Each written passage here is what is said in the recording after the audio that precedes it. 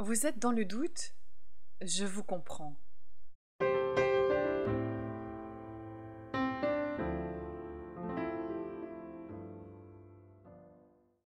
Cessez de souffrir. Eh bien, si c'était si facile, s'il y avait un moyen efficace, ça se saurait, n'est-ce pas?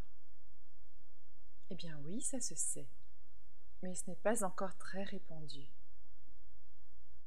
Je ne suis pas la science infuse et je ne détiens pas toutes les vérités de ce monde et de l'au-delà. D'ailleurs, tel n'est pas mon propos. Je n'ai pas envie de vous amener des dogmes supplémentaires, de nouvelles croyances.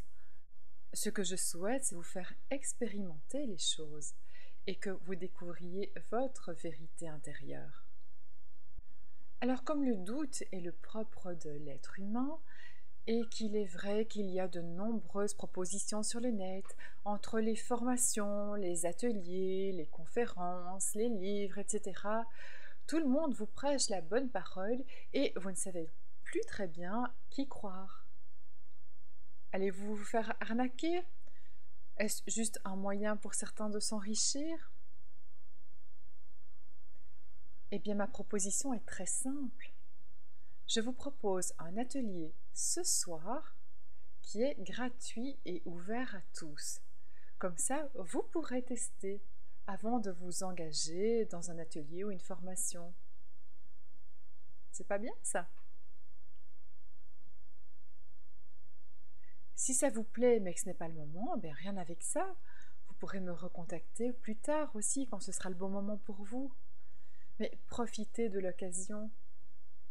Vous savez, il y a plein de gens qui se plaignent. Oh, j'ai mal à la tête, je suis souvent pris de migraine.